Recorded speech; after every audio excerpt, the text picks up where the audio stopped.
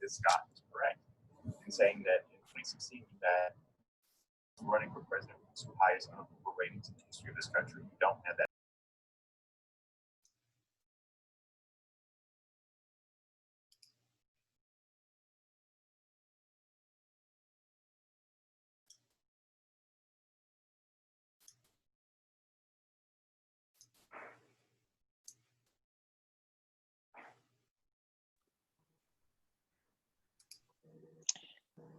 Hi. Hello. Oh, I'm gonna change my name.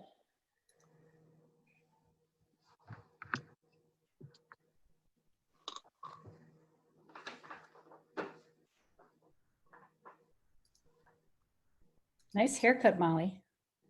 Oh, thank you. Looks great. I had to get a little bit of a retouch. Oh. Good evening, everyone. Hi. Larry, Yes. do you remember the Tolkien family?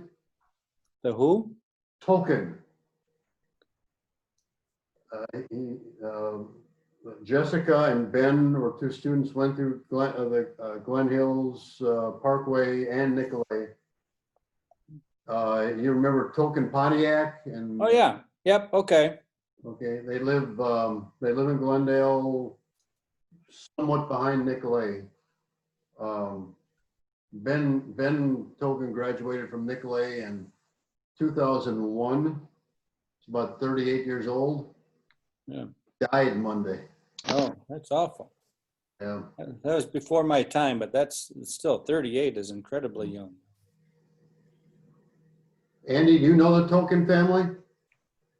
You know what? I knew them tangentially. So I knew Rick Weil, whose father married into the Tolkien family. He went to Nicolay. Yes, You're talking about Phil Tolkien Pontiac, right? I am. Yes. And I had a cousin, my grandfather's cousin Jakey, used to work there. So Well, Ben is the youngest child of the Tolkien family. He's 38. He died, I think, on Monday. oh no. Oh no. That's terrible. Yeah. Wow. I do believe that Tamika is not able to join us, but I do believe the rest of the board members are here. We do have it looks like Teresa's on here. Yep. And I'm on here. I know that Danielle said that she might be a couple minutes late. So I thought I saw Danielle, but I guess not. yeah, Right. Teresa's on mute here though. Yeah. That doesn't work. And you sit twice. Round two, here we go, right foot forward. I do think it's okay to wait a moment. Yeah. Why don't we do that? Okay. And I'm gonna just take this opportunity to ask everyone to mute themselves. I think it's a grand idea. Everybody on this chat, thank you. Except you, Teresa. You should unmute yourself. Right. I'm driving to Florida, All right. and the radio is on, so I'm going to leave it on mute until I have to say something. Okay. I don't know how I'm going to. Oh, under participants, I can raise my hand, so just Yep. keep an eye on that if I have anything to say. Sure. Thanks. Okay. All right. Well, let's give it another moment.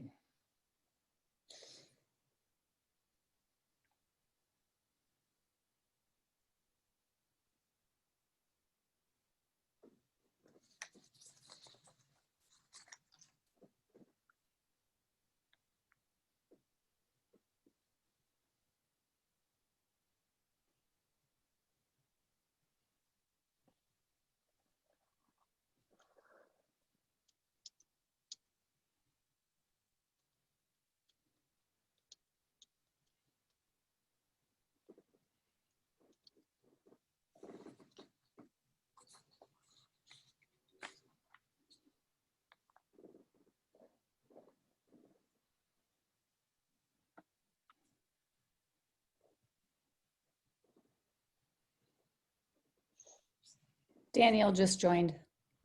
All right. Great.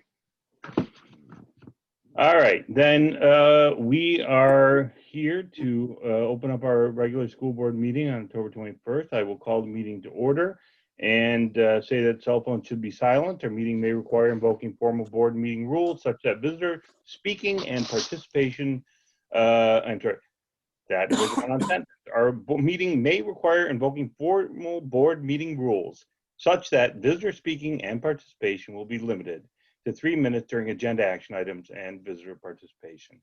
All right, so moving along, roll call. Let's start with you, Teresa Seam. Here. Great. Molly Krychowiak, Here. Danielle Bailey, Here. and Tamika Vukovic is absent, and Andrew Franklin is here.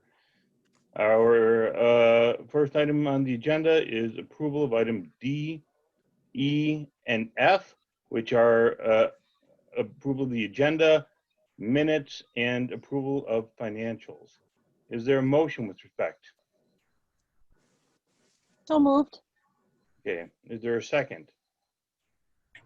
Second. Okay. I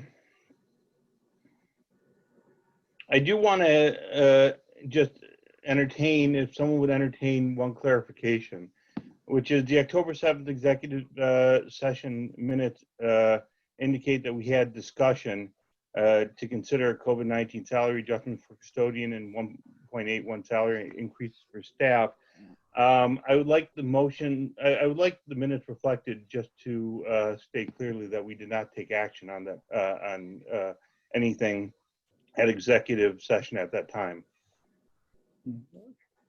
That is fine. I do believe it's written as a discussion item, not as an action item. Okay. If no one else sees need to clarify, I think though that we do have that set forth, that it was a discussion and no action was taken.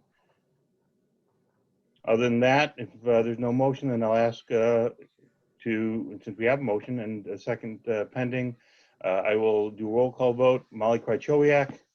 Aye. Yay. Okay. Teresa Seam. Aye. Danielle Bailey. Aye. And I vote aye as well, so the motion carries. All right, good evening. We actually have two district goals to talk about. Our first one, and then Jenica Westfall is going to come talk about our parent and student survey and give some results out to the public. But I'm going to go first with the Health and Nursing Services report that was written by Lori Kindred, but she gave it to me to be able to read to you tonight. You all have this in your packet. First of all, kudos to Lori, who's been working double time for us, that has also helped out at the North Shore Health Department since COVID started. And I think that she and Ann, who came to our last meeting, have just done a super job of being able to communicate what's in our best interest as a district. So kudos to Lori. And then our health secretaries. So they were both outstanding, both who got promoted this year. And so it was Belle Holloway and Kayla Brzezinski that this report comes from. So first of all, she goes through and talks about chronic health concerns and that we are busy in our health rooms. We have over 60 cases of asthma, over 90 cases of food allergies, bee allergies, medication allergies, and she reports all on that. And then she gets into the immunization report, and I'm thrilled.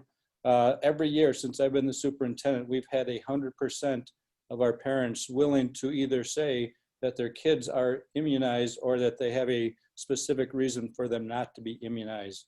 The state has a 99% exclusion non-compliance, and we've always made that. So we had 0 students non-compliant by day 40 of last year. Direct services to students, Lori talks about that she sits in and helps our health aides on a daily basis. And again, what I think people would be stunned, but also pleased that we have full-time health aides and Laura Kindred as our nurse, because we had 783 visits. That's a monthly average between both buildings, 325 visits on a monthly average at Parkway, 458 here at Glen Hills. So obviously kids who are needing either just even as simple as a Band-Aid versus medications or whatever, they are free to get to the health room, and our health secretaries are very busy. They do medication. We do administer medication here with the approval of doctors and parents to the tune of over 470, 252 different medications on a monthly basis at Parkway, 220 here at Glen Hills. We also have EpiPens, and I want to give Lori special credit for this, and she talks about it in her goals at the end, but she was the one who was able to make sure that we have free EpiPens through the EpiPens for Schools program. She signed us up for that so that each building has an extra EpiPen in case something happens. But we have 17 different students within the district that need an EpiPen with them at all times. Lori also participates in IEP and 504 participation when needed. She was able to be at 11 health plans that she sat in on, and also attended 13 different IEP meetings. The other thing that we do that isn't required by law is that we still do our screening, early identifications for potential problems. We screen for both hearing and for eyesight. And we will continue to do that. And then the last thing that Lori talks about is staff training, that we do in-service training to make sure that everybody understands individual needs of students in whichever grade level. So she will train the teacher that is specific to a student, but also our health secretaries and other secretaries in dealing with asthma and epilepsy in schools, how to use an EpiPen, in service and administering medications to students. And then she's also been pushing, and we've been using more and more of our Infinite Campus system so that with the enter medications and health office visits, so that every parent knows exactly if your child comes to the health room, the parents know that they are in the health room. And again, I think that's very appropriate if a child's in the health room for whatever reason, once or twice, but if a child's there 22 times over a month and a half, I think parents need to understand that something's going on there. So, so her recommendations that I concur with is that we continue to work closely with the North Shore Health Department with respect to immunization compliance, that we provide assistance with COVID-19 issues, which they've done a great job with, that we continue to train students who have health issues prior to their return to school. Again, working with students directly so that they are their own advocates for their health issues, that we still do vision screenings, that we continue to use the EpiPens for School program to receive free EpiPens at each building, that we continue to update our school website. One of our big goals is to communicate better with our families. We can do that through our website, and then to work with staff to utilize resources available in our Infinite Campus system. So she ends by, in the school environment, health and nursing services help support the role of administrators and teachers. By keeping students healthy, we can better help them to concentrate on their education. She actually thanks us for the opportunity to serve as your school nurse. And again, I want to return that because we should be thanking her. Her work has been outstanding since she walked into Glendale. So thank you, Laurie. I can answer questions or some of them or get them answered if I can't through Laurie. She just wasn't able to participate tonight. Any questions or comments?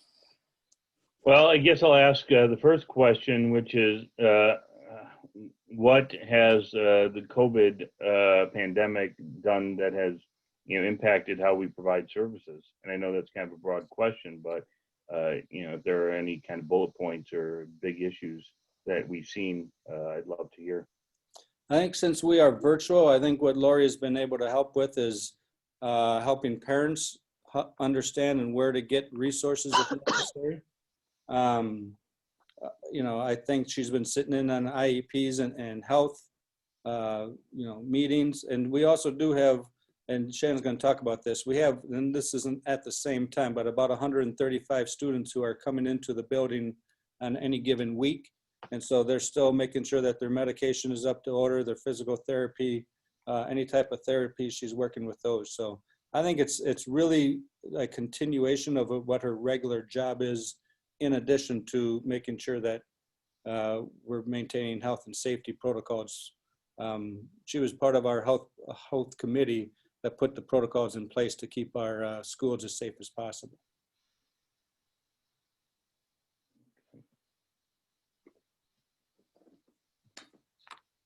this in thinking ahead of in thinking about when there are more children in the buildings, I think I recall a concern of hers may have been, or nursing in general, is like how we will handle kids or staff or with COVID symptoms, as opposed, because as you just mentioned, we have a lot of kids coming through the health office generally. So has that been, was that addressed in the health and safety, or will we have a separate sort of quarantining area? Do we have that already figured out?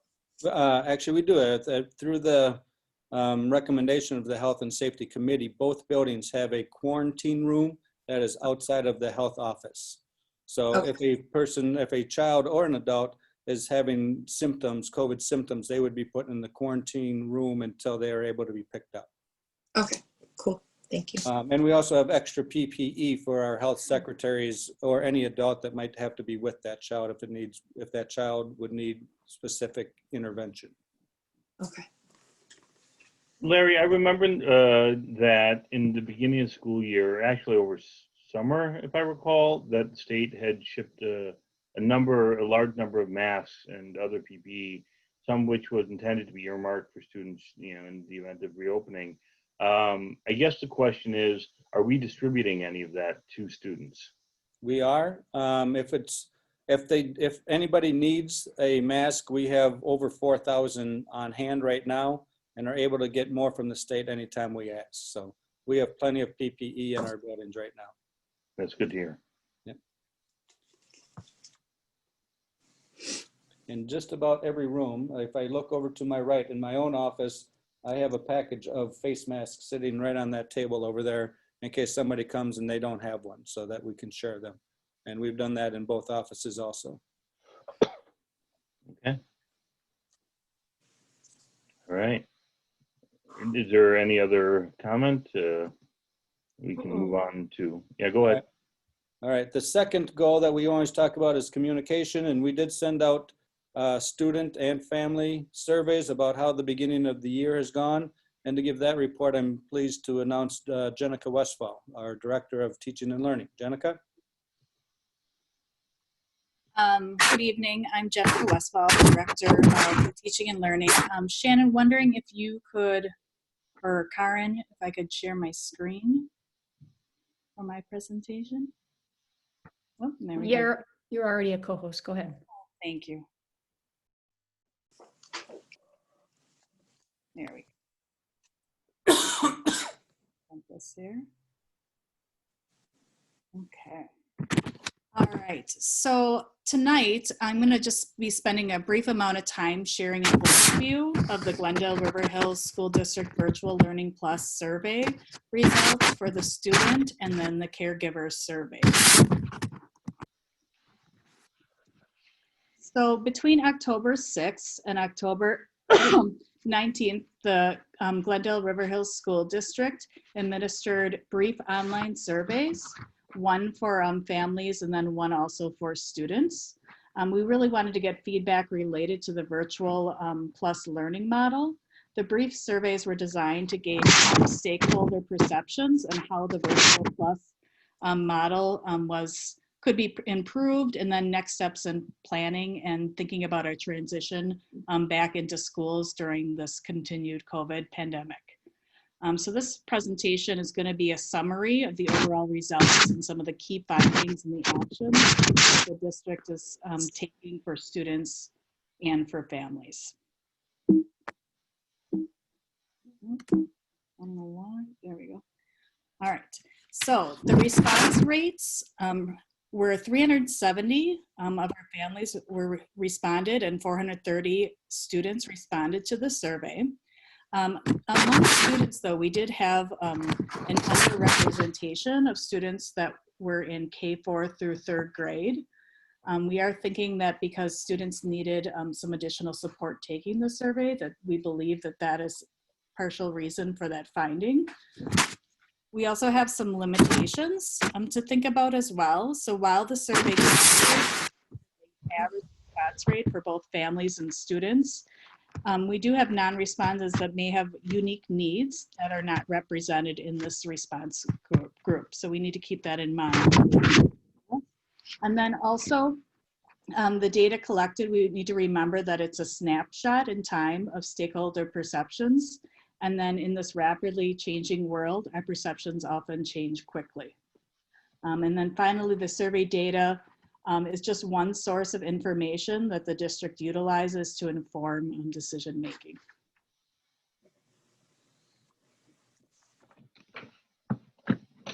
Overview of the survey. So we really wanted to focus in on some key topic areas, specifically the learning model, student needs, student engagement, and relationships. So that's what we're going to be overviewing today.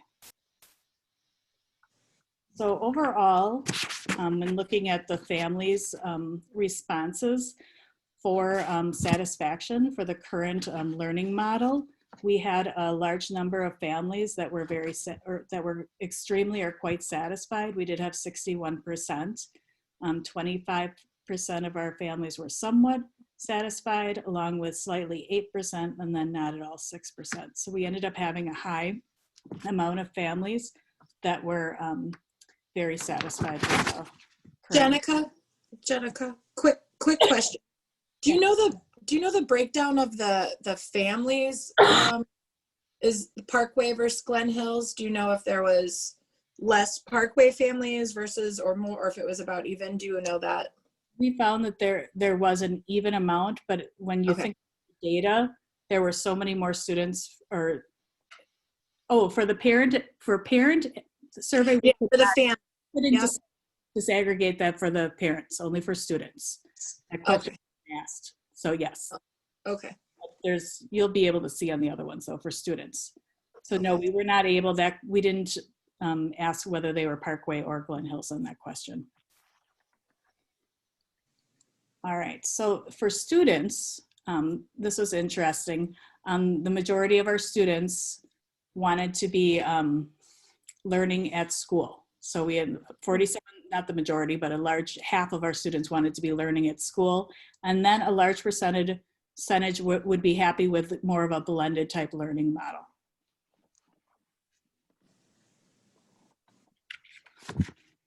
We also asked a question around allied arts. And this was a question in the student survey. 93% of our students found that the amount of allied arts time was favorable.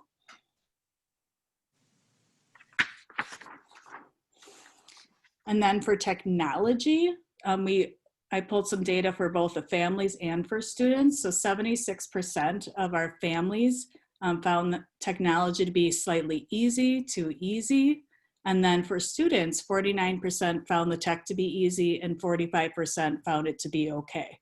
So we really, how things change so quickly. I feel like if we would have done this at the beginning of the school, we'd have very different numbers. I think we're settling in with technology. We also wanted to check how students felt about their coursework and if they needed additional support. And based on the survey results, the majority of students are finding the coursework to be manageable, and the majority of students are getting the help that they need when looking at it. So you can kind of see.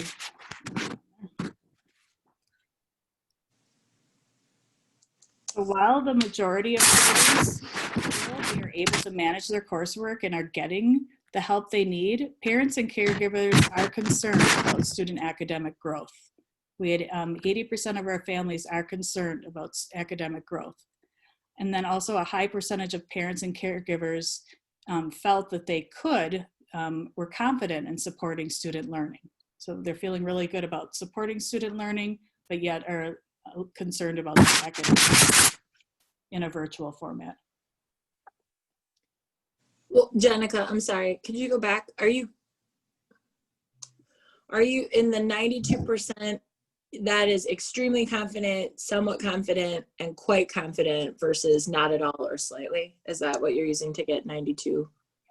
Or confident or on the other side of it? Mm-hmm. Okay, thanks. And then the same on the other side. Okay. Okay. Thanks. You can keep going. I'm frozen here. There we go. Student engagement. Majority of our students feel they're able to try hard on their work. It's something that they're able to do, and then they're also able to stay focused on school. So if you look at the data here, and I'm combining a couple of these things, right? So 76.5% of the students are able to stay focused on their work. So I'm doing okay with focus, or it's really easy to stay focused. So I'm combining those two. For the 88.4% of students are able to try hard. We had 25.8% said it's easy to try really hard, and then 62.6% said it's okay to try real hard.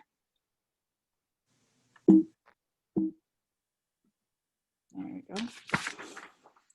And then we wanted to know a little bit more about relationships and just how students are feeling and connecting, not only with peers, but with teachers.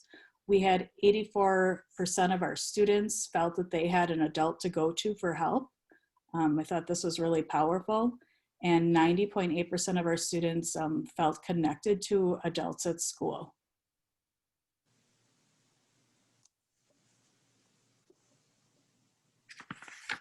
And what was interesting is the difference in parent perspective. So 56% of families are confident with their child's relationships with adults at school right now. So we noticed that there was some discrepancy there that we wanted to dig into a little more. And then also caregivers' concerns around social emotional needs are high. We had 80.9% of caregivers are concerned about their students' social emotional. We also have a small percentage of students who feel connected with their peers at school.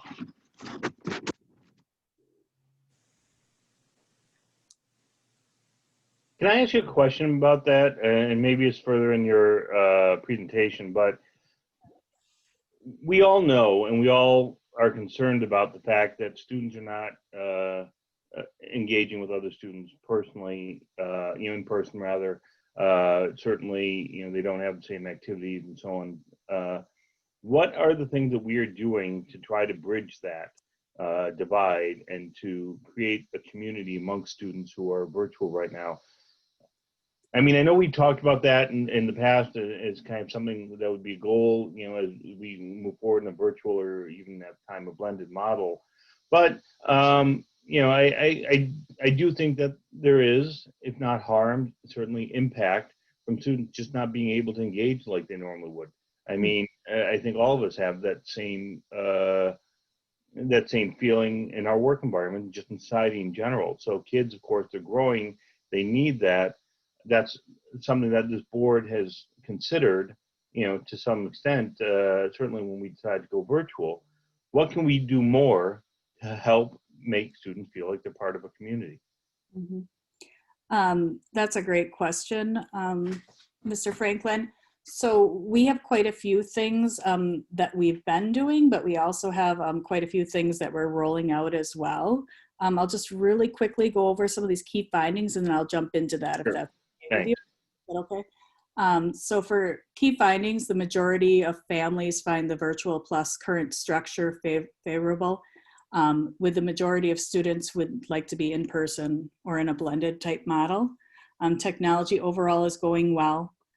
Students definitely want more time interacting with peers, and then have that concern about social emotional growth, right? We can make that connection there. The majority of students are feeling they have adults to go to, but we still have that caregiver concern on the other side. So I just want to throw this quote out. I felt this is kind of important in the moment. Vulnerability is not knowing victory or defeat. It's understanding the necessity of both. It's engaging, it's being all in. And I just wanted to say to the school board and to the public that the district, the staff, the administrative team, we are all in for students and families, and we're doing everything in our power to make sure that students and families are taken care of during this time. So with that said, we are taking some actions as a district. I'm doing an overview here, but there are a lot of things happening at the building level. specific things that are going to be kind of rolled out and popped out on Facebook and different things that I don't necessarily have every single detail about all of them, but I'll talk to what I have here. So each school is, I'll just preface this. We met, I had a team of, or actually the administrators had a team of teachers and a group of people all looking at the student surveys, and we really wanted to dig into some of those questions about the peer interactions and problem solve some different ways that we could kind of attack that. So as a team, we did a notice and wonder activity, kind of went through the data, what were we noticing, then we also did some wonderings of what can we do about it. So we came up with some different ways that we can kind of meet the needs of students and then also empower students in the process of helping them come up with some plans of how they can also strategize and be a part of the planning process of having opportunities to meet and talk with peers, especially at the middle school. So how we're supporting tech right now is that we're meeting weekly as a district tech team. Our SEL team is checking in on students and families. They're also supporting relationship groups. So I know the guidance counselors are working with new students at each building. Our guidance counselor at MIA at the middle school has formed different groups for all the new students that have been coming in, and she's meeting with them. Over at Parkway, they're doing like a connection corner. So for each grade level, all the students can come and join this connection corner to have time to have chats and some talking time. There's also opportunities throughout the day. We were kind of digging into classroom teachers and stuff like that. How are we providing enough time for students to have some of that talking time just amongst peers that's not pre-planned? And then part of this is just letting the buildings do a little more work on disaggregating the data and really kind of going through some of those comments. There were a lot of comments, you know, as I'm sure with 300 people, 400 people on the surveys, going through some of those comments and really looking at some of the suggestions from families and from students to help guide some of that. And then we also, the teachers are collaborating to ensure that clarity of learning to support that student growth. We're doing some data reviews at each of the buildings, again, to support that student growth. And then we're also starting to work on planning for the transition to the next learning phase. So there's a lot of things in the works for that peer interaction. I think it's going to be good for kids. So we'll have to do another survey to see, you know, check in on if we're successful or not. But I think a lot of students are advocating for more of that, you know, currently in their classrooms. That would be the results. I have Other a- questions? Oh, go Yeah, ahead. some questions. So I'm thinking about a couple of things you said. So we had there's probably about 500 to 600 families who maybe, you know, parents, caregivers who didn't take the survey, and students as well. So what we're looking at is, you know, a small sampling like you mentioned. Are we doing anything, or are we thinking about either why folks weren't completing this, or how we get at some of that, you know, some more information, some more data to use? And I guess just the follow-up to that is, you said these surveys are one source of information that we're using to sort of inform our virtual learning structure and plans. What are the other sources? Teachers are doing a lot of like internal surveys within their classroom to help guide just their classroom work. That's not, we don't look at it at the district level, but teachers are collaborating and having conversations among their teams, dipping in on kind of doing pulse checks on their students. We have the SEL team that's also doing a lot of work around check-ins with families and with students. Okay. And the building principals are having conversations with grade level teams and their leadership teams around some of these topics. So mainly, so it sounds like the SEL team, principals checking in with staff, staff checking in with themselves and also their students. Mhm. Is that, okay. And there were staff surveys too. Is that gonna be, will that be presented to the board or to any of our committees? Has that been reviewed yet? I believe that's a committee. Correct me if I'm wrong, Larry. I No, believe. it is. We wanted our staff to get the survey results before they went public. Right. So it'll be coming to the curriculum committee first, and then we're having it at an open board meeting. But our principals wanted to make sure that our staff heard it first. Right. Okay. Speaking of committees, we have lots of surveys, and I think a lot of people probably are tuning out because we're having so many, and I don't think that that's to say don't have surveys and just saying that people are kind of tired of clicking buttons on some of these things. We, as part of the reopening, had 3 distinct committees, and I guess I'm thinking about the social and emotional wellness committee, where we said at some point after the year got underway, we would go back and utilize their knowledge to try to address some of this. Are they being called back into discussion at all, or are we going back to any of the committees that helped us pave the way with our priorities and concerns, and asking them how things are going? The social emotional committee worked hand in hand on creating some of these surveys, and they also worked with doing some of the analysis of the survey. In the background, they've been doing the parent nights. Shannon, you can jump in if you want to share more, but they started all the family nights. They've been driving the check-ins. So a lot of what's happening is actually being driven by the social emotional team. We wanted to kind of put the survey together with some of the learning models / social emotional, so there isn't just another survey coming out. I do believe the reason why we don't have a lot of responses from our younger students is because they needed to be supported by a parent to take it.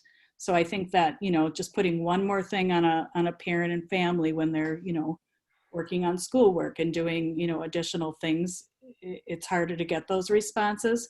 I think we got a lot of responses from Glen Hills because it was given as an assignment for students. So the survey was just given to the kids to do as an assignment. So then I think our response rate was really high for Glen Hills, which was wonderful. I talked to you, Jenica, too, about this, about the reopening committees. But my understanding is the SEL committee is not, these are not the same members of the committee that were meeting in the lead up to determining how we reopened. So this is more administrative. This is teachers and staff now, the SEL team. This is not, these committees don't include community members anymore, right? Because we're meeting mostly during the day. I just want to, I'm going to go back to that, and I'm going to say, I think it's really important to have parental and community involvement.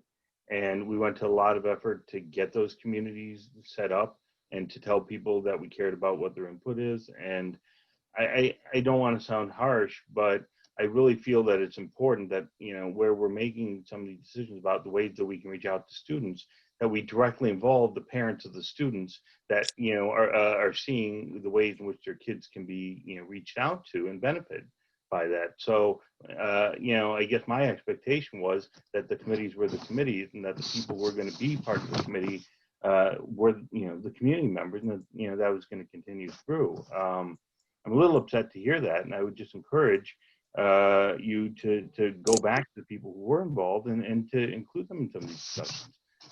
I think that's good criticism, and I can have actually all 3 committees get reconvened with it between now and the next board meeting. And just Can give I an update we respond need to also? them. Yeah. Larry, Jenica, can you stop sharing your screen? Oh,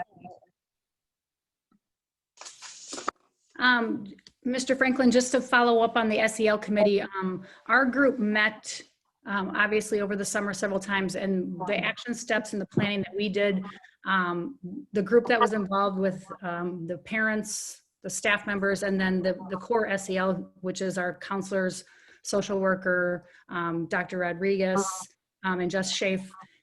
We developed a 3-month plan. So we had August, September, and October priorities that we were tasked with. And that's the document that we're going through right now. And obviously we're in October right now, and we've been working in pretty much completing almost every suggestion from that initial committee. So once that work is completed, we definitely have the plan to re-engage the full committee for the next steps. But our goal was to have a solid plan in place for prior to school starting, the first month of school, and into the second month of school. And I'm extremely proud of the group because we have done a lot of those things through that work. You talk as if there's a plan to reopen the school. Is there, I mean, a time to reopen the school? Is there a planned reopening date that I don't know about? Are you You're referencing? talking about reopening the school and about 1, 2, 3. So I know we keep talking about planning, you know, the reopening of the school. I just want to make sure I'm not missing out on something. Are you targeting a specific date for reopening? Absolutely not. I would, if I said that, I misspoke. We were talking about plans that the SEL would implement in August, September, and October virtually. We planned everything to be virtual for that time because that's the model that we were given. So all of the activities such as the SEL parent professional development that we've been offering on Tuesday nights was a virtual plan. The connections with lunch bunches and the new student groups and all of the planning that we did through that CASTLE document, if you remember back, just was planning for implementing social emotional strategies for August, September, and October. Gotcha. Thank you for clarifying that. I appreciate it. You bet. I just have a comment about one of the slides that I found to be quite promising was that so many, and I believe it was 92% of students had an adult that they could connect with at school. And I think that data point, and this isn't an affront to parents, but I think that's very genuine because they're the ones that are sitting on the screen all day. And I think they would be very honest about that if they didn't. And that makes my heart feel so good for our students who have that connection, that I know they want to be with peers more often, but that they at least have an adult connection, and at such a high percentage too, is remarkable for our staff, and that's kudos to our staff that percentage is so high. I agree with you. Obviously, we want that to become 100%, but that's what we're working towards. But that's a very wonderful number to see at the start of a new school year in a pandemic. So, Agreed. Can I make one more comment on the surveys? So you probably received, if you were a parent in the district, parent or guardian, you would have received the transportation survey. That was the most recent one we sent out. And that one, we actually collected names and email addresses so we can actually track down each and every student and family in the district. In that survey, wanting 100%, we got 583 responses. So again, I think people are just getting survey overload, and this is the survey that's asking, like, if we do come back, do you need the bus? Would you be driving your child, or would you, so this is a pretty easy survey to answer, or would you be staying virtual? And again, we had 583 responses to that. So anyone that didn't respond to that one is going to get a phone call from an employee in the district to kind of get your answers so that we can chart those. and that we were very specific to say that we aren't starting school right now. This was really for a right way to get the information that they need so that they can do routing so that we can continue and finish the bus contract. So it was very specific to say that it's if and when we come back, would you need it? Correct. And we've been intentional of trying not to do survey overload. The social emotional committee talked about that right in our practice, that we are over surveying people and that we don't want to do that. But some of the information we need is important and timely. So I think that's why the low response rate anyway, Danielle. I mean, I think the surveys initially were necessary, and this one I think is important information for us to do a temperature check. So, you know, we gotta do what we gotta do. Before we go, I do want to just point out one thing, which is, you know, I do see that there's a lot of effort to kind of translate into the virtual medium what a lot of people are trying to do, to reach out and to have the discussions. And I want to single out for a moment Ms. Young, because, you know, she came in the middle of a pandemic, and I've been watching her, you know, video messages to parents in Thursday folder, you know, on a weekly basis when they've been up there. And frankly, it's wonderful to see someone and to feel that connection, especially someone who's new. And, you know, I think that there's been a lot of positive feedback. And, you know, frankly, I'm impressed, and I think it's a good thing. So I do like seeing a lot of that effort to reach out to people. And again, Ms. Young, you know, again, I think you're doing a great job, and really making your presence known here. All right. If there are no other questions, I would say we move on to new business. Thanks, Jenica. Thank you, Jenica. I should Thank have you. started with that. Thank you, Jenica. New business A is consideration of the 2020-2021 district budget adjustments and certified the tax levy. So as you know, creating a budget this year was difficult, and I want to give kudos out to Rosie Tays, because she really did create 3 distinct budgets. In the end, what happened with the October certification released by DPI last Thursday on October 15th, it's based on the 2019 to 2021 biennial budget remaining in effect. And that is exactly what the legislature has told us, that they're not making any changes to this year's budget, which is great. So our budget adjustments are based on the changes in a couple of things. We have newer open enrollment in and out. It isn't a guess anymore. We know exactly how many kids there are. We do qualify for a declining enrollment exemption allowed based on a third Friday pupil count. Our decline in enrollment, we had anticipated some decline in enrollment, because if you remember, last year's 8th grade class was our largest. We were anticipating more K4 kids coming in. We are pretty low in that in K4, but I think that is due 100% to the pandemic, and that as we move back into school next year, especially in K5, we're going to see a jump in the K5 numbers. But we do qualify for that exemption this year, which is wonderful for us. We also, let's see, she's talking about declining enrollment exemption. And then our per pupil categorical aid did go up by $179, which was in this year's governor's budget.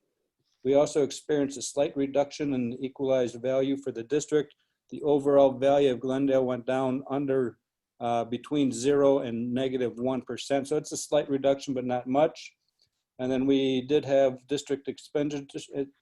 We had final changes to district expenditures, including the staffing changes that we've had. We've had borrowing costs. We purchased services, especially a lot of Chromebooks and iPads, and making sure that they're up and running and fixed. And then we had the Fund 27, which is our special education fund transfer.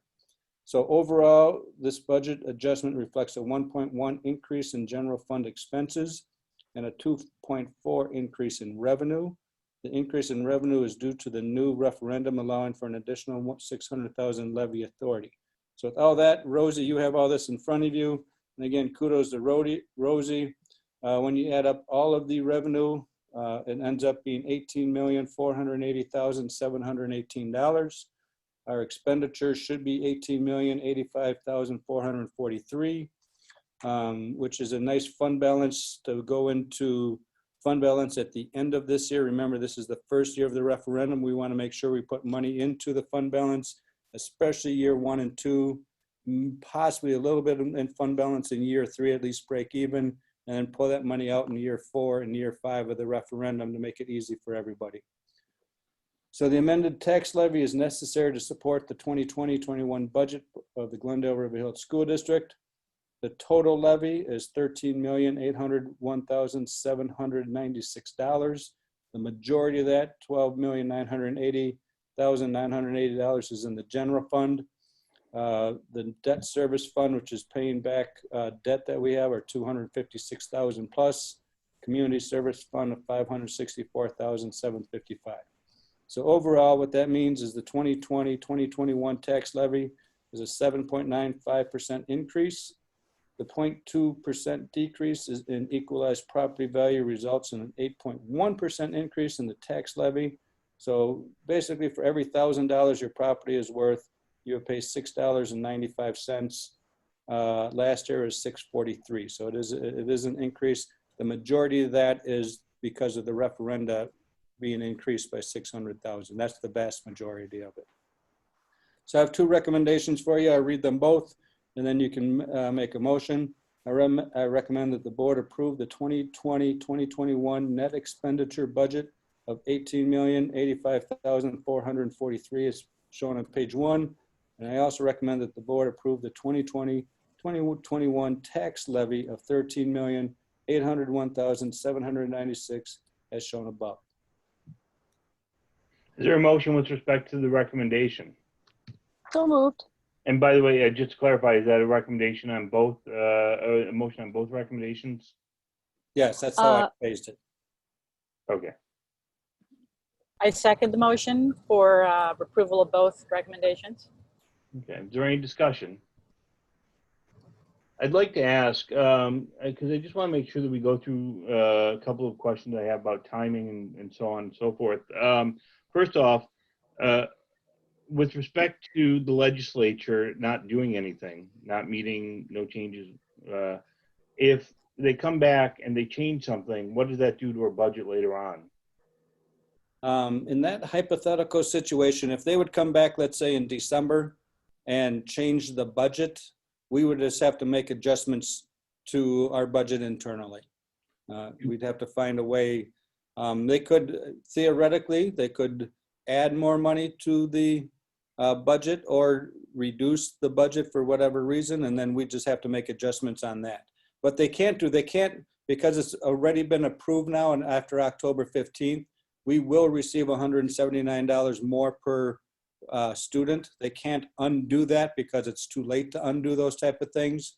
They would have to probably go after categorical aid.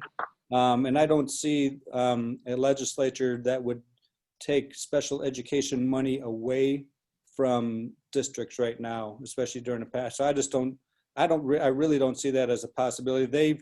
Both legislature leaders, both Representative Voss and Senator Fitzgerald, have come out and said that they will not be in session until January. That doesn't mean they can't change their mind, but they've been very clear that they are not going to touch this budget. And I guess the other question I have then is that just generally then, if we do want to make adjustments, do we have a deadline to do that by? These are the adjustments, so this will be our official budget. And okay. So if we have to, if for whatever reason, let's say they decide to take, $100,000 out of categorical aid and we get $100,000 less in revenue, we'd either have to eat that and take it out of our fund balance or find a way to reduce expenditures by $100,000. Okay. And this is very close, by the way, just to be clear, this is very close to what we had originally passed in August. Yeah. It's only off, I think, by a couple $1,000s. Yeah, well, they didn't change the rules, so it makes it a lot easier. Right. And then the other thing I wanted to point out is the authority to pass the budget has no impact on specific expenditures. So whatever it is that we pass as our budget today, it is still the purview of the board to approve specific expenditures such as salaries or increases or bonuses and so on, which we would be doing at a later point. So just because something might be contemplated in the budget doesn't mean that it's approved per se. Correct.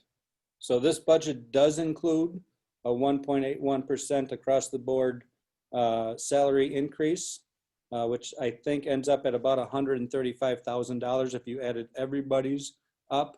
But that it's been approved, but it hasn't been expended yet because the Teachers Association and the board and the administrators all have agreed that we're going to hold on to that until after the budget adjustment. So you would have to, as a board, you'd have to approve those expenditures, yes. Right. So, yeah, which we would do at a later point. Yep. Yeah. And that's the only thing that I wanted to stress. Is there any other comment?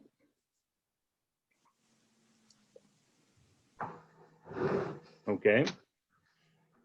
Well, I do want to compliment Rosie on all the hard budget work that been done. I've been peppering her with questions as of late on a variety of issues, and I know how hard she's been working to get things prepared. It's really a Herculean task, especially in this political environment, to be able to plan ahead on funding. So there's a lot of hard work that went into this, and you know, for whatever it's worth, I do want to extend my gratitude. I think that these are very hard decisions and a lot of difficult choices that go into the final numbers here. So if no one else has anything, then I would take a vote on Molly's motion. I will do a roll call vote in order of how everyone appears on my screen, starting with Molly. Aye. And Danielle. Aye. And Teresa. Aye. And Andrew Franklin votes aye, and the motion passes. Thank you. All right, for new business B, I'm going to introduce Dr. Moser. I believe he's going to be talking about the approval for request of a superintendent search. Dr. Moser? Thank you, Superintendent Smalley, President Franklin, members of the school board. I am pleased to present to you and discuss the preliminary or the request for proposal or the RFP or the RFQ to seek proposals for the superintendent search. Let me editorialize on a few items as we get into this. Number one, your timing is perfect for the board. From my experience and from the experience of the superintendent search consultants, you're beginning this process just at the right time, so that you're going to be ending it at a time when you're going to be in the forefront of picking the best superintendent. You'll be in the forefront of that process, and that is a very good idea. A reminder, the request for proposal is seeking proposals for a consulting firm to do the search for a new superintendent. This is not the advertising for a new superintendent. That's a different process. This is seeking vendors, firms who would actually conduct the search. I presently have a list of 7 firms that we would send it to. And I'm proposing that we would accept other firms, not just those 7. These are 7 that I'm aware of, that I have done some research on. I built the request for proposal based upon input from the Mapledale Indian Hill RFP, the Pulaski School District RFP. The Wisconsin Association of School Boards consulted with me on how to do this. The Washington School Boards Association was very kind to assist me in developing the RFP. And Superintendent Smalley was very helpful in sitting down and helping me draw this document up. I took the best from all those sources and put it into the Glendale School District RFP. And of course, the Glendale-River Hills School District is the best of all those different combinations. And I do believe we've taken the best and turned it into a model RFP. The RFP would any proposal would be due on November 9th. The school board would select the firm by December 11th, and the school board would meet with the selected firm by the end of the year on December 31st and start laying out their plan for a selection of a superintendent by mid-March. It is it's an aggressive timeline, but it is also one that is felt to be very doable and very reasonable, and puts you in the forefront of the process. I put as part of the scope of work and what I consider to be a very important part of the search, and there is a emphasis upon transparency and participation by the school board and the community, by the staff. A word that I've come to enjoy that the school board, the Glendale School Board uses, is ownership. It gives ownership to the broad Glendale-River Hills community in the selection of a new superintendent, which always helps in the path of success of a superintendent. So I am asking permission from the school board as an action item to send out the RFP tomorrow. Will be put on the website. The specifics of the search would be shared with the staff and the faculty, and we would begin that search with the RFP.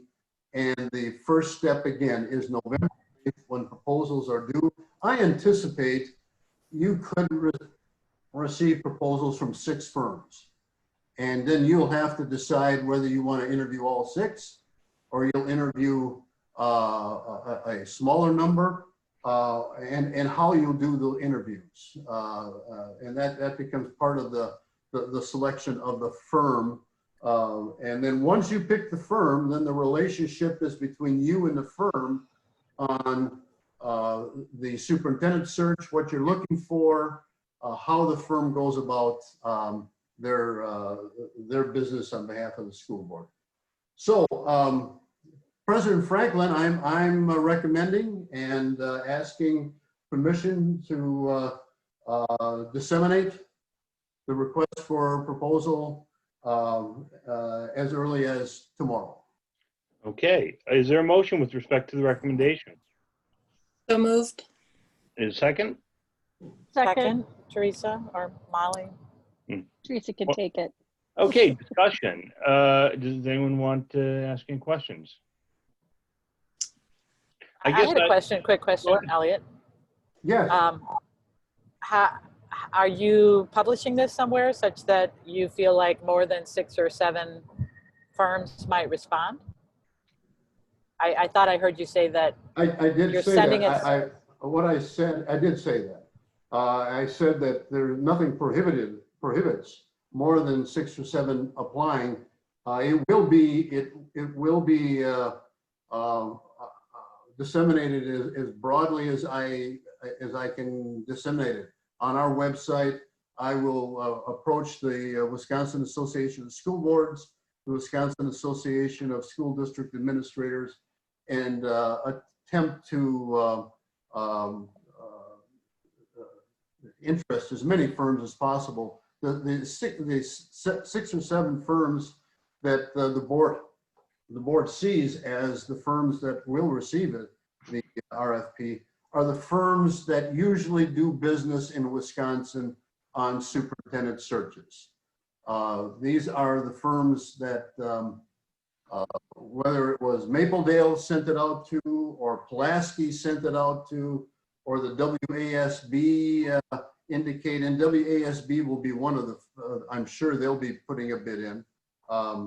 These are the firms, the vendors that usually work with school districts in the state of Wisconsin. Thanks.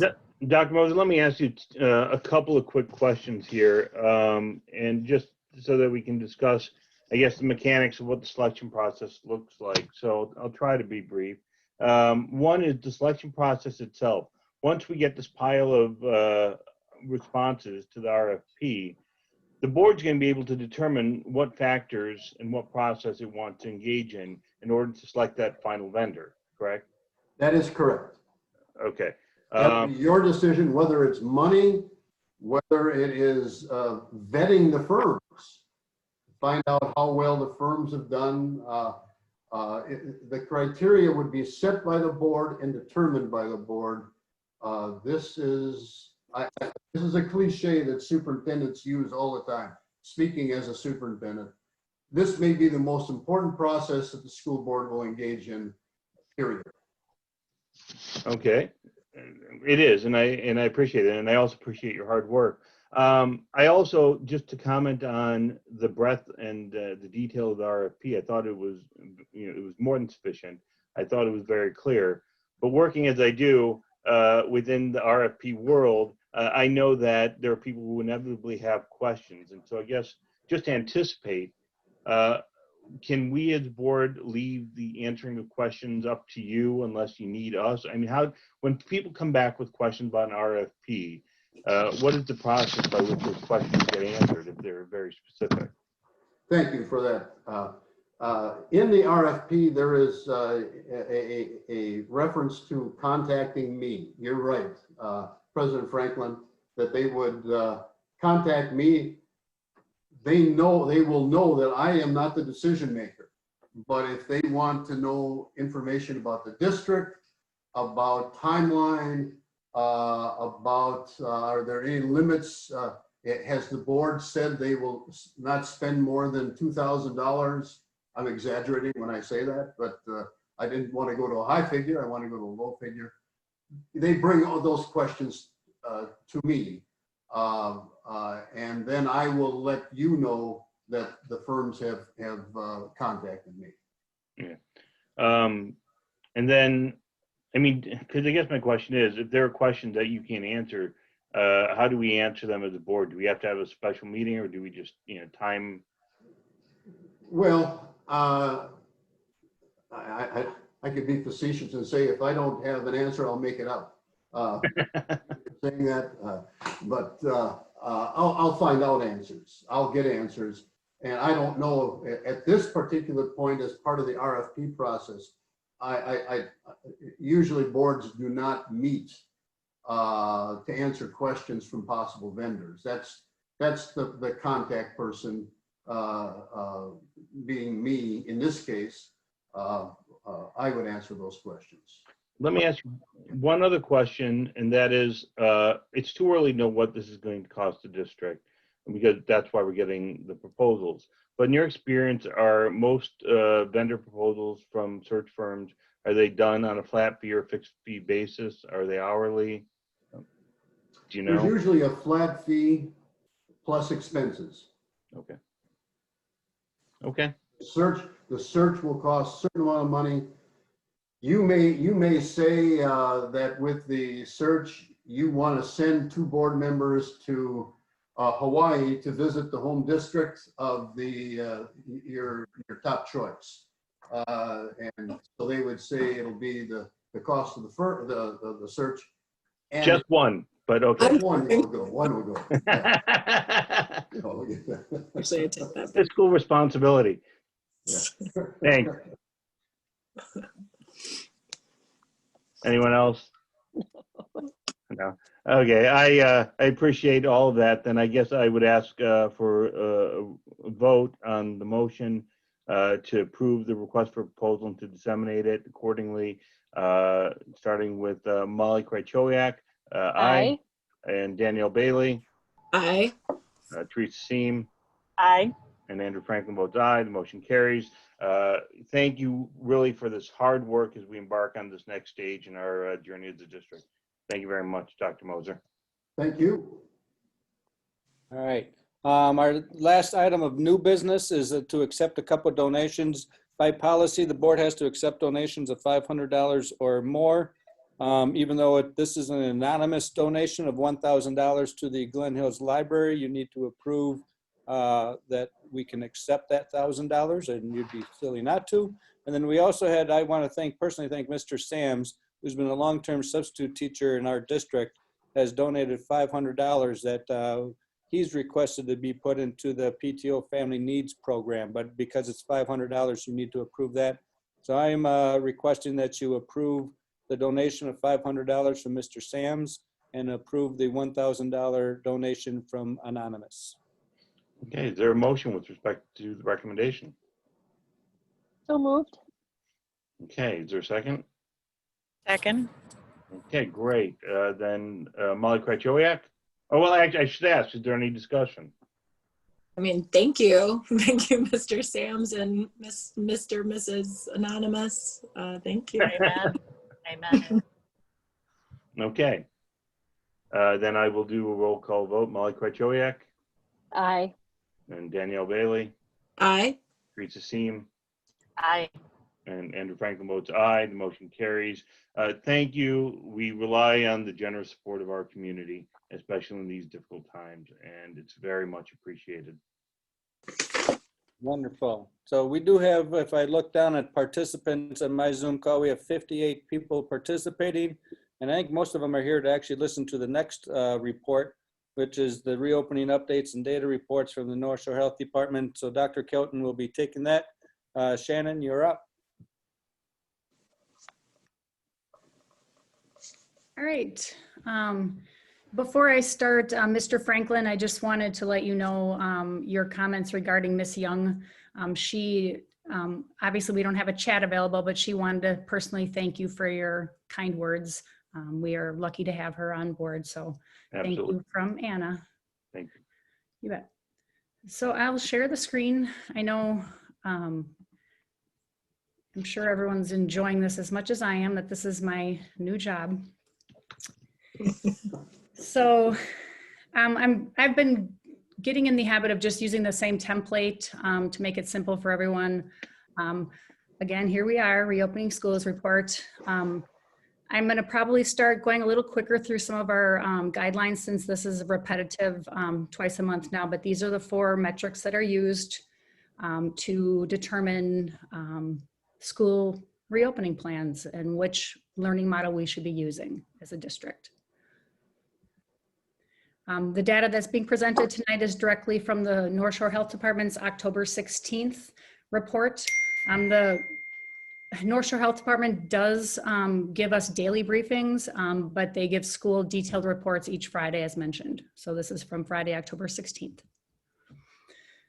Unfortunately, we are still being listed as the burden level in the critical stage, which is the same spot we were last time. Again, the critical meaning is not good. Again, this is the plot showing the same data for critical for the burden rate in Glendale. Again, this is the cases. We had 27 new cases this past week. The chart here shows a 2-week marker, but we had 27 cases in the last week. Our positivity rate again is 13.2, and we're looking for that to be under 5% for an ideal spot to allow more students to be in school. So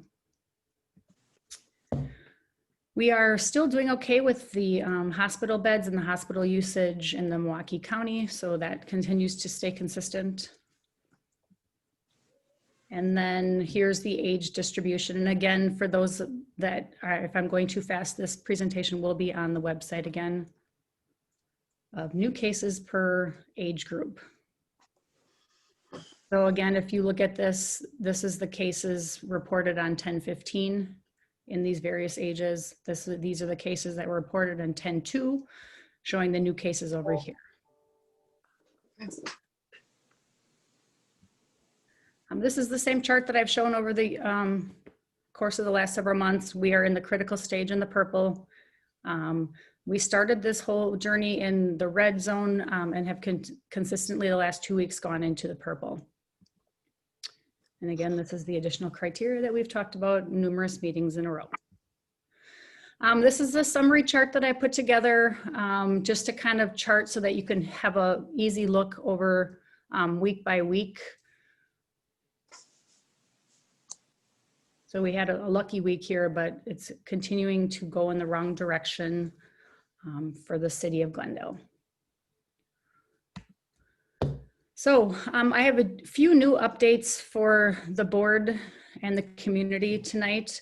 As I mentioned, the North Shore Health Department sends out daily briefings, which give us daily information, and then weekly for the schools. There was one piece of information that was shared that directly impacts our reopening handbook and impacts a change that would need to occur in the handbook.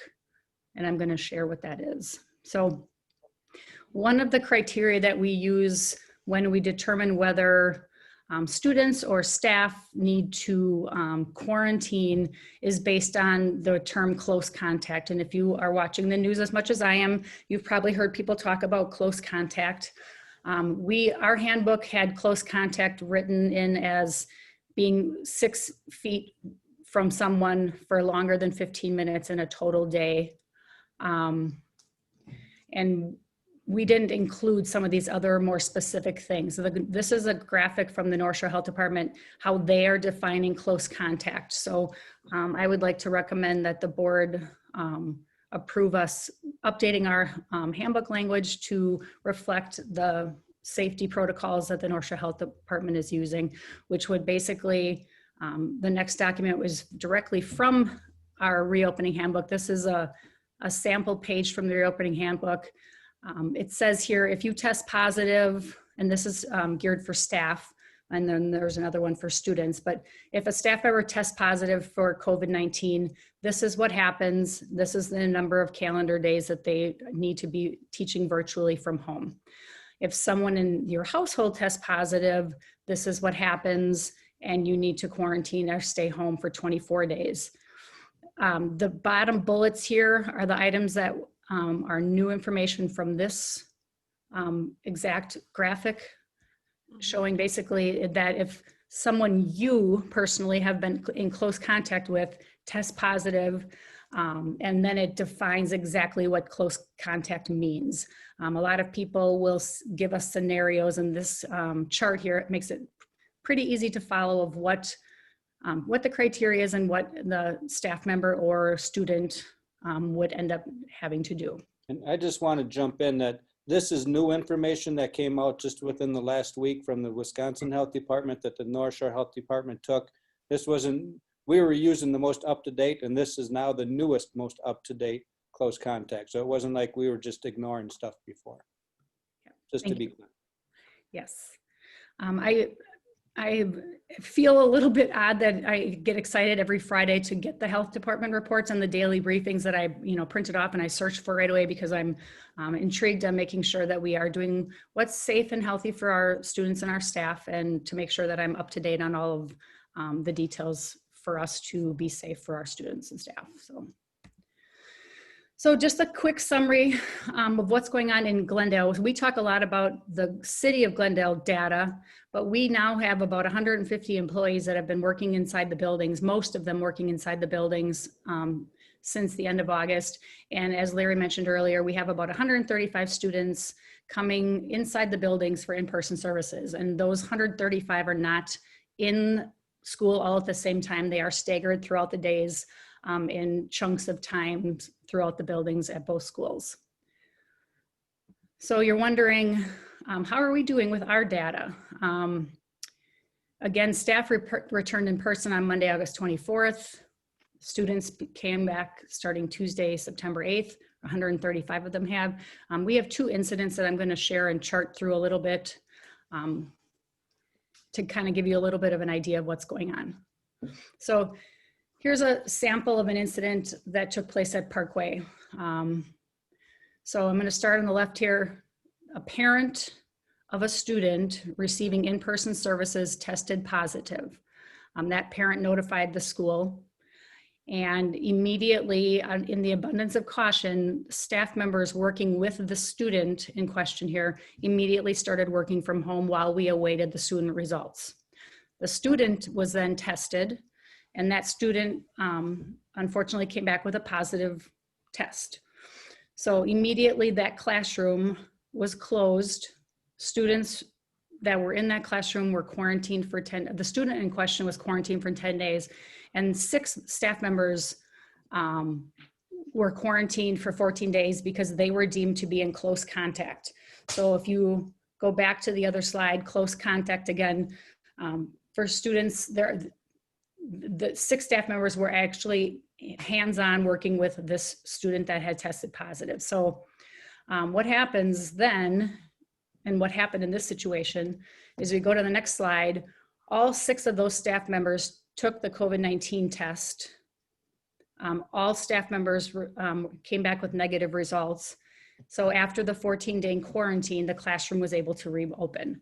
All staff members during that time did provide virtual services from home during the quarantine. So even though we knew their tests were negative prior to the end of the 14-day quarantine, the guidelines from the health department say they need to quarantine for 14 days and continue to be symptom-free regardless of the negative test. So we follow those guidelines, and that classroom is now reopened.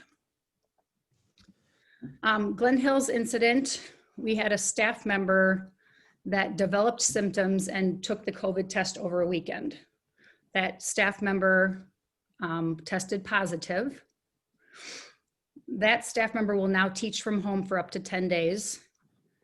This current employee that we're speaking of here has had no contact with in-person students. So this person is not working with students that are in the building.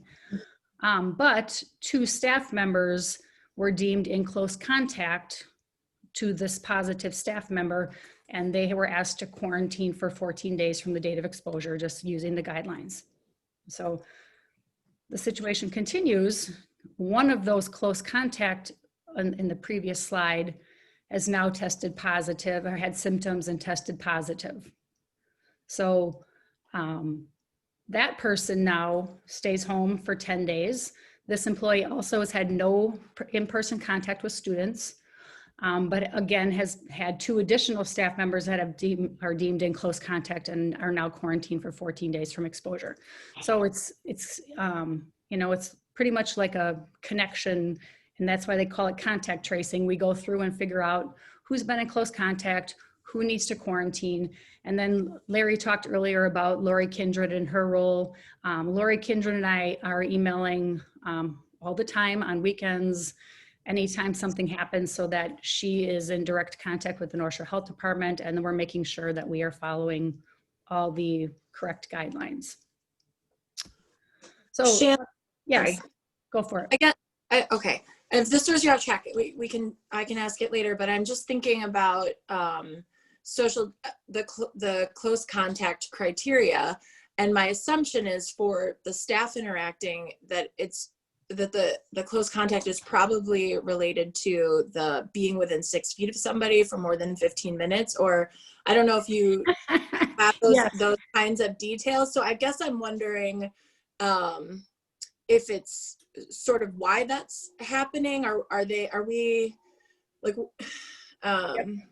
so is it not possible to keep the 6 feet amongst staff, to keep more than 6 feet amongst staff under certain situations, or why, or is it one of these other interactions, or I guess so I'm just trying to understand that.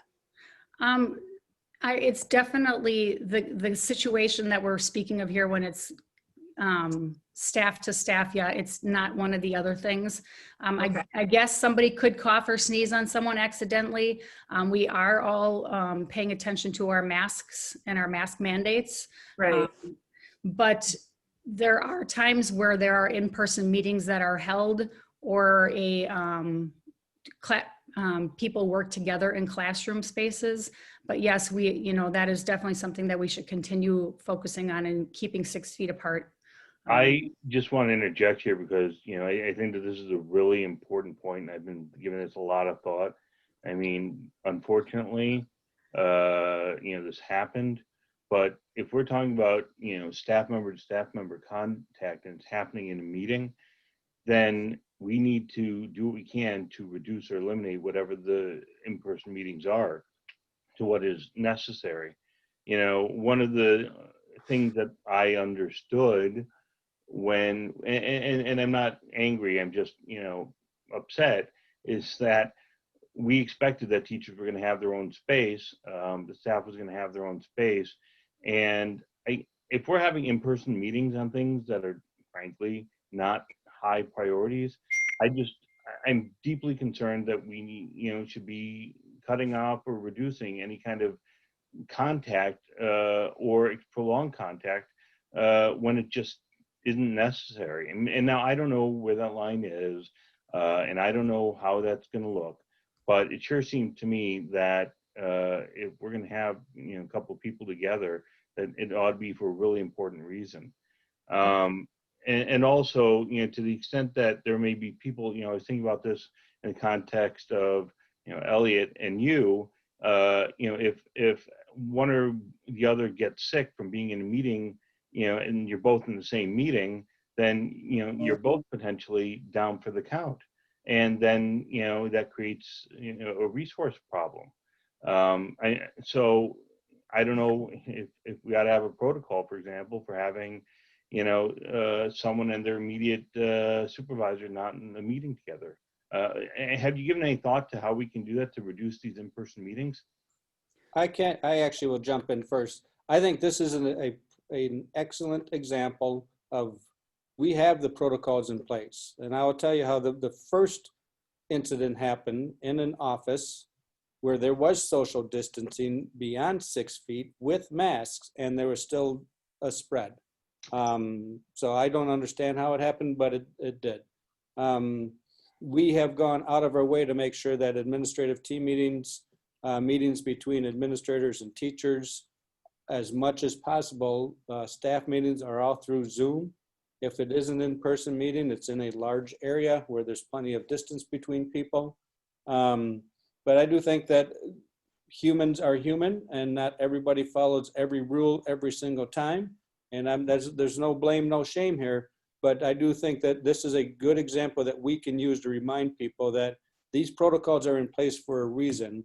And when you follow these protocols, you're pretty safe here.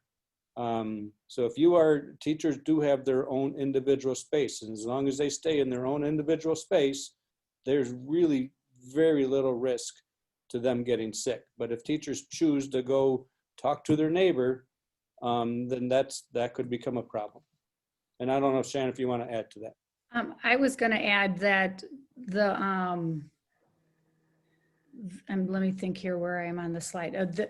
The interesting thing in this, I think, if you listen to the news, they're always saying, don't relax on our protocols. And I do think that people are being very diligent in the school district, being there every single day, watching everyone walk in masks. I walked in this morning and our night custodians were spraying doorknobs, and people are still following the protocols. The interesting thing for me is these 6 staff members here, the child in this classroom here is a child that's not able to wear a mask. And these 6 staff members all wore masks, were in physical hands-on contact with a student that needed that level of support, and they still tested negative. So some of that is just that we really don't understand exactly how the virus works. And then this incident here, one of the 2 staff members here that did test positive later, we went back and actually measured the space where the meeting occurred, and it was 7 feet. And I think that's what you're mentioning, Larry, is that it's, people are, we're social beings, and people need resources from one another, and walk into a space with another staff member. And this was, obviously undesirable result of that. I don't know if you had further on that, Andy? Well, no, and I appreciate what you're doing. I mean, this is a tough situation. And we have the protocols in place. We've aligned ourselves very closely with North Shore Health Department, but I don't want anyone getting sick either. And obviously that's, a concern that I have. So I guess all I would ask is, if there are things that we might be able to do better to prioritize, or to consider, who should be in a room, that we look at that too. To the extent that people are in the building, that doesn't mean that they necessarily always have to be, in the same room with someone either. So that's where I'm going with this, just to make sure that we're constantly looking at and seeing where something might have zigged when it should have zagged, and to try to improve that. I guess my other question is, obviously, the student was unable to wear a mask and that contributed to it. There's a human element that applies that shows that you can't always do things perfectly. I guess one question that I had as a follow-up is, the teachers were able to provide services virtually for 6 days.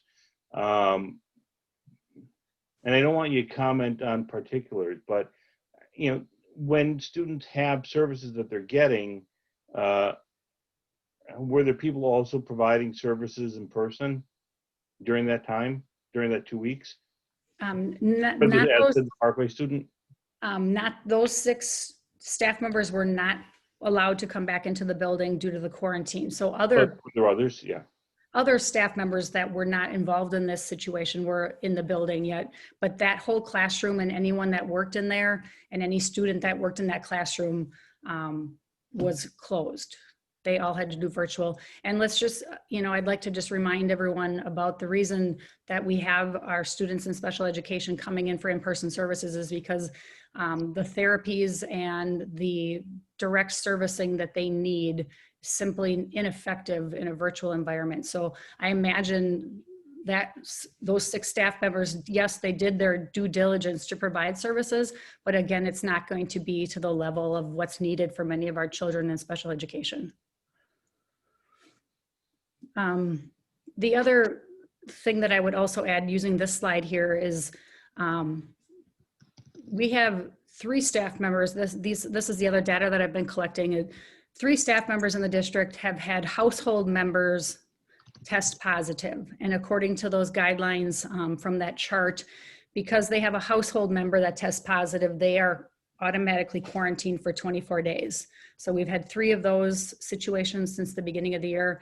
And then this category on the right here is truly just us being more cautious to make sure that we're not spreading the virus unnecessarily. So a household member that's in close contact of a positive case or a potential positive case where, let's say, for example, a teacher has a child in a different district that has been quarantined from their school because they are a potential close contact. We've been having those staff members stay home, or if it's a spouse or whatever, stay home until that household member is cleared so that we're not having to quarantine more of our staff and students. So we've had 9 of those situations, and just to be cautious, those employees have stayed home until the household member is cleared. Shannon, are we doing like daily symptom checks with staff or asking staff to report, like the way when you go into a hospital, right? And you have to, I know we're not taking temperatures. Are we doing that, or was that more of just a one-off where we told people not to come in if you're having symptoms or if you've been exposed, or are we doing anything beyond that? Yep, the guidelines we received on that is that we do not do the checks. The staff is supposed to self-check and self-monitor. If they report to their building administrators that they have symptoms, the administrators have the autonomy to just say to them immediately, stay home until you get tested or until you feel better if you don't have symptoms of COVID. So those situations people have self-monitored, and luckily most often they've come back negative. So. Okay. And just, sorry, quick question. The staff survey, I wasn't privy to what was in that, but were there questions in that survey to the staff about how safe they're feeling in the building? Yes, there are. Okay. And one of the questions was specifically related to, do they feel that we are taking the necessary protocols? Are we taking enough safety measures, too many safety measures, or not enough? And I can't cite off the top of my head, but people mostly felt that we were doing the right amount of safety protocols to keep students and staff safe. Okay. And one quick question: what is Lori Kindred's role when it comes to people reporting symptoms and whatnot? I mean, is she the go-to person for staff members as well, or is she really focused only on students in this scenario? Or have we asked her to take on a bigger role in the pandemic? since there's not as many students. Right. She is, I've kind of utilized Lori as the go-to between being the healthcare expert and the North Shore Health Department people, and me being more of the like collector of the data and then letting her know, and then she follows up. She's in touch with the North Shore Health Department people on a regular basis, where I am not. I just follow their guidelines and their protocols and read their briefings. But Lori is hands-on with the people at North Shore Health Department. But she does work, I mean, we have more staff in, working than we do students right now. So therefore, she has been more actively involved in staff situations than students at this point. Okay. Again, this is the end of my usual, what does this mean? Obviously the recommendation, there's really not a discussion of what there could be done here unless the board has some other feeling about it, but the recommendation from the district would be that we stay put in phase 2. Again, this is from October 16th, questions, discussion, which I think we've done along the way. Thanks for listening. Thank you, Shannon. Thank you. I look, Shannon, I'm I sorry. look forward to a day where I'm talking about different things Something. other than this, so. Mhm. Same. I have a question for Larry, I think, of just sort of on this topic, if that's all right. Yep. I'm wondering if you are still meeting regularly, if the superintendents are still meeting as regularly as they are, and I'm wondering if our districts are sharing, so Shannon, you're tracking this data. Are districts sharing this data with each other so that we can understand what this looks like in other districts that are doing different things? We still meet twice a week. It's the Zalke and the Milwaukee North Shore superintendents, basically from Port Washington down to Shorewood. We do share how many cases that we've had. Now, I will tell you that other communities and other school boards do not follow the same protocols that we follow. Some do. Many have chosen to be hybrid or in person with their numbers even at critical levels. And they will cite other, if when Shannon went through the cases by age, you could see that there's been 13 cases that would have affected Glendale-River Hills students, ages 4 through 13. And some districts and some superintendents are using that data as a way to justify in-person instruction. We choose to actually listen to the North Shore Health Department and follow their protocol. So, but yes, we continue to meet twice a week. But so they are sharing whether they're having COVID cases with you. So we have access to that data, or I'd have to more go like through, I'd have to go through the notes. I know we talk about it probably once every 2 weeks. The last time it was probably just over a week ago, and just because I know Todd Bugnacki well, he's a good friend of mine who's the superintendent of Cedarburg. I'll pick on Cedarburg. That they are an in-person district, but they have had to shut down 2 different classrooms in their elementary school due to COVID, and that they've had 7 COVID cases throughout the district. So, and then each superintendent kind of goes through their own experience. So, okay. Danielle, also, when the North Shore Health Department sends the school reports every Friday, they send the school district reports from all of us. So when I get the reports, I look at Shorewood's, Whitefish Bay's, Nicolet's. I look at all the school district reports and just kind of compare them all. So I have access to all of those individual district reports each Friday. So with the exception that Bayside, Mapledale, Indian Hill, and Fox Point Bayside have chosen not to ask for school reports. Just saying. They're using ours and Nicolet's as. Okay. I'd like to check that data out sometime, Shannon. Yeah, I can forward you any of them. Okay, cool.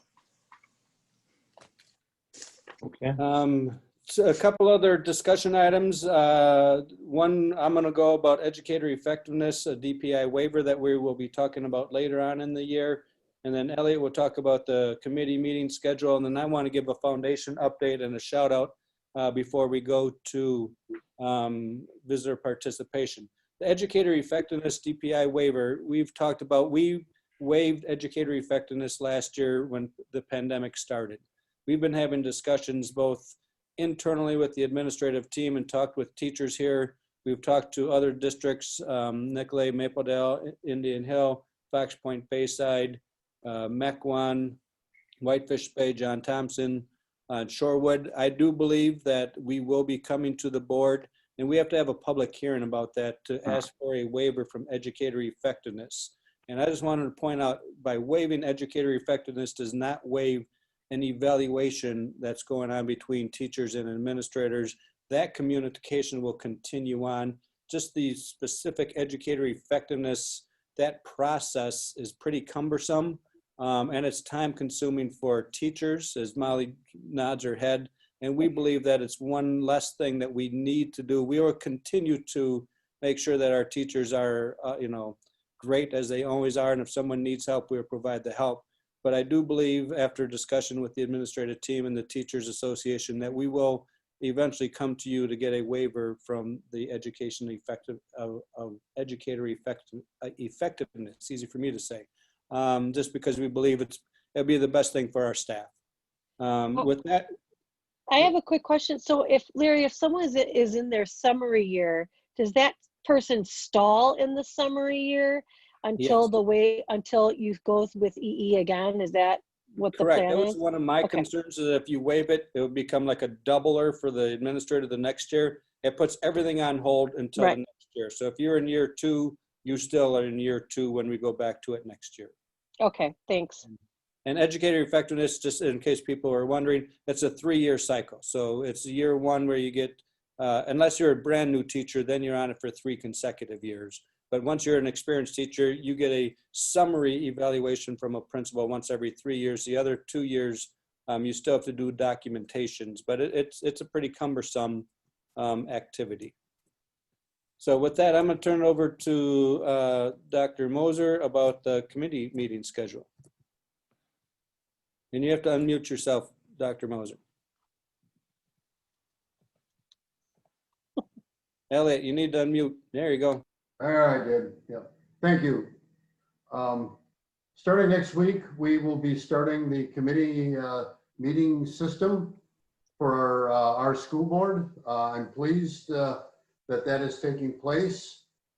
This will give the staff, the faculty, parents, the community a greater access to board members, to the decision-making process.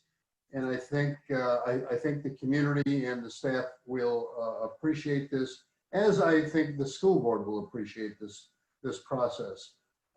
Next week, Wednesday, will be the first meetings, the school board personnel committee and the school board policy committee are meeting on the 28th.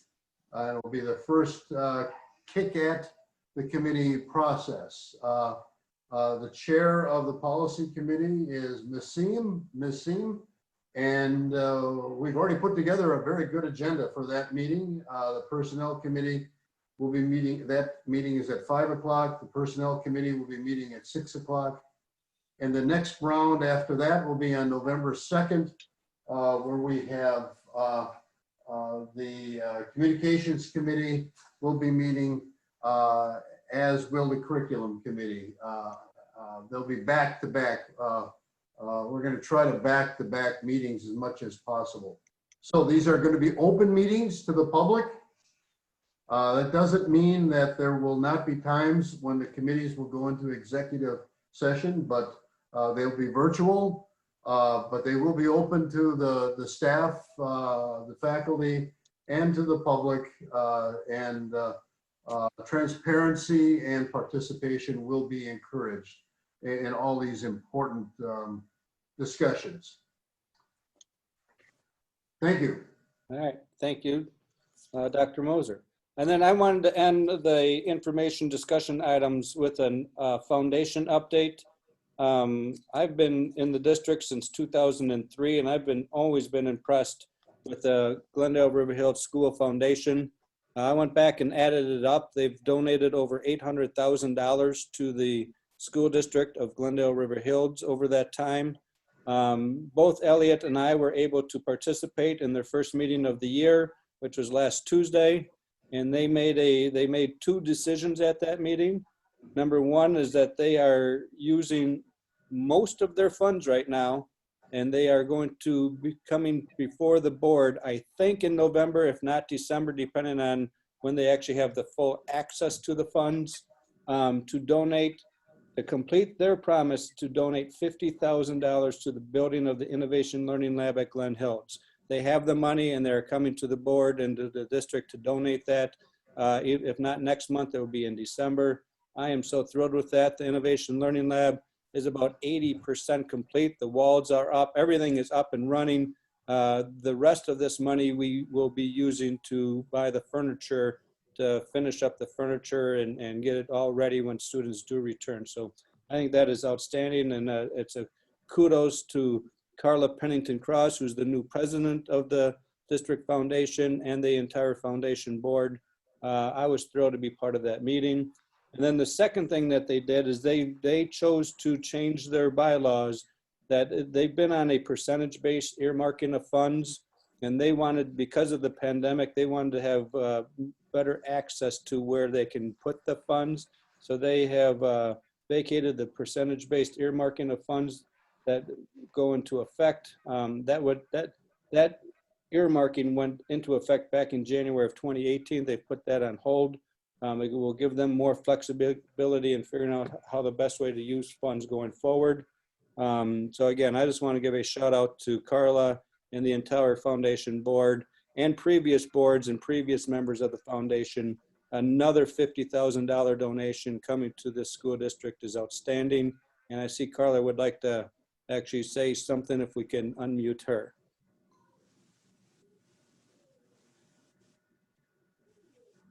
Hi, everyone. Hi. It's good to see all of you. I'm sorry I've been out of pocket for the last couple months. I've had some big family business to deal with, but I'm back. And actually, Larry, I wanted to, if you all don't mind, I wanted to say it was actually our second foundation meeting of the school year. We've decided to meet monthly this year because of our district's unique needs and our community needs. I just wanted to add to what Larry said by saying that our trustees by consensus agreed that this year we need a lot of flexibility to support families. Our main goal this year, after we give you your $50,000 to our district, is to fundraise specifically and flexibly through our grant program to meet district community needs, whether that is a food need or a daycare need or a housing need or whatever our wonderful SEL and administrative and teaching staff in the district deem is appropriate as time passes. So I'm just thrilled to have a group of trustees who are committed to this, what I'm starting to think of as a living together and giving together model. We would love to have a school board member attend each of our second Tuesday of the month meetings. So if one of you can come, that would be wonderful. I know these are crazy busy times, no judgment here, but if one of you can come, we would love it. And I want to say, I think Larry's role in what the foundation does is terribly overlooked. He's been the stalwart de facto leader as the foundation has come and gone with volunteer leadership. And he's a yes man, whatever family members come up with saying, let's do this, let's do that. Larry says yes, and he finds ways to enable us. So Larry, so much gratitude to you for enabling us in trying to bring our generosity to bear in our school district. So thank you, everyone. Thank you. Thanks, Carla. And someone from the board, please show up at our next meeting. What is your next meeting? Second Tuesday of the month. So what are we on? Second Tuesday of November. I think it's November 8th.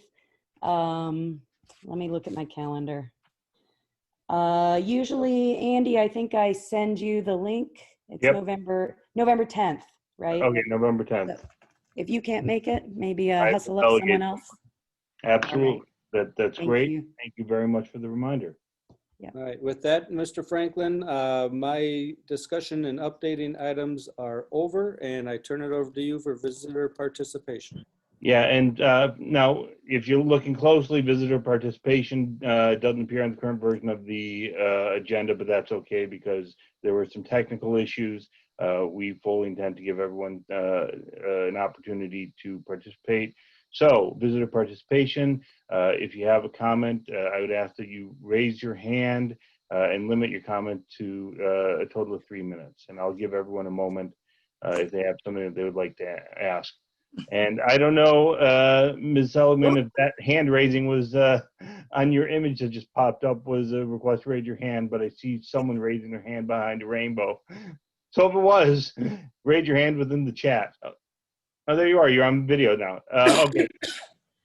I guess we can start with you. That's great. May I speak? Thank you. Yeah. I'm sorry I couldn't raise my hand using the technical thing because my raise hand option has vanished. I have a question for the superintendent about the joint letter that came out from you and the other area superintendents earlier, maybe last week. I wonder if you would be willing to contextualize at all the decision-making process for that letter and the contents that were in it. Sure, and I can, this is kind of a dual one because we really put this together just last week, and that's why I came out. And as a district, I chose to have Elliot's name on it because he's going to be the superintendent going forward shortly. But basically, it was a joint decision between the superintendents, kind of what Danielle was talking about earlier, that we meet every Tuesday and Thursday.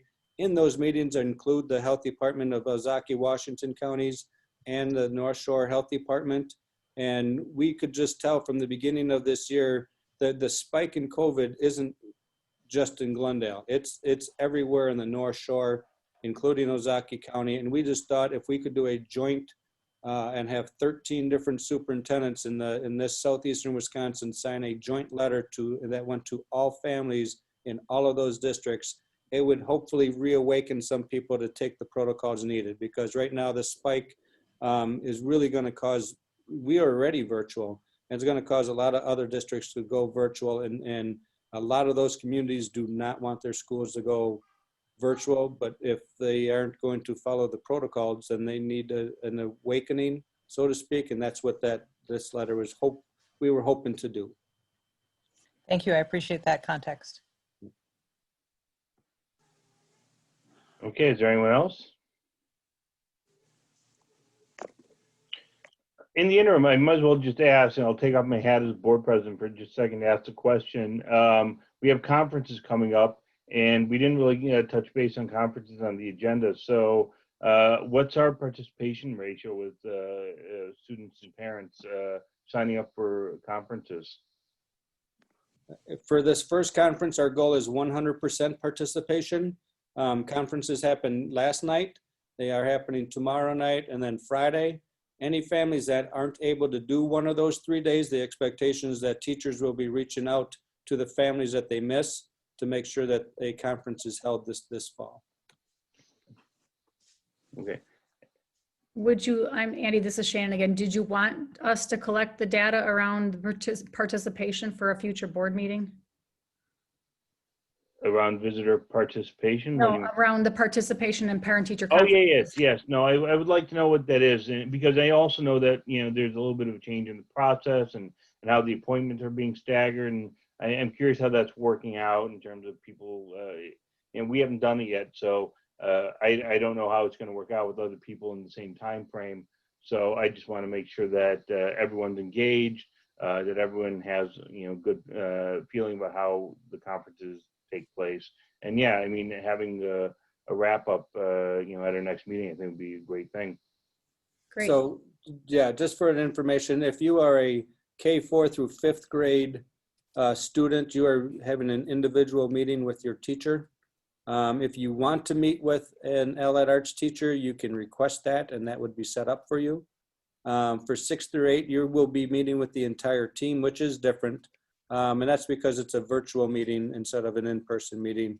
Again, with the expectation that if you specifically, I'll use you as an example since you brought it up as a parent, if you want a conference with Mr. McCarthy, who's the band director, you would have to set that up individually outside of your 7th grade team meeting that you will be having. So. Yeah, And, I guess the other part of that question is I know that, for example, in 7th grade, there've been a lot of slots that were filled up. I just want to make sure that we aren't having a lot of people come back and say, gee, I couldn't find a slot that worked for me. Obviously the fallback is reaching out to the teacher directly, but I just want to make sure that, we have enough slots set up for everyone who wants to have it. There are supposed to be enough slots, but if they're taken, or if one doesn't fit you, or if you choose not to take it, and if you want to do this as a experiment, choose not to sign up for anything and see if one of the teachers calls you, because the expectation that if you don't show up, you will get a phone call from your homeroom teacher to set up that meeting. Okay. Yeah, no, I think the reason why I asked is all the 7th grade slots are booked. And so, I think that's pretty rare, which maybe means that it was sized perfectly and it everything was filled to capacity as expected, and, it's the right ratio. I guess that's the first time that I think we've seen that every single slot had been booked, which is good. Don't get me wrong. It means there's participation. I'd love to hear, these are uncharted waters, right? And we're doing this in a new way. So I'd just love to get that feedback and make sure that, we know that everyone, had that connection to their teacher in conference. Yep. Great. We can bring that to the next meeting. Perfect. Kind of as we can be part of this staff survey also, so. Yeah. Okay. I don't see any other hands, and I've tried to fill up as much dead air as I could here. So I'm going to entertain a motion at this time to adjourn. Is there a motion? So moved. So moved. No, second. All right. Then just the three of us, because Teresa had to log off. So Molly Krachowiak, Aye. Daniel Bailey, Aye. and Andrew Franklin votes aye. So the motion carries. Tamika's not here to engage in a discussion. So we missed that. So the meeting is adjourned. Thank you all for joining, and have a wonderful rest of October. Thank you. Bye, everybody. Bye.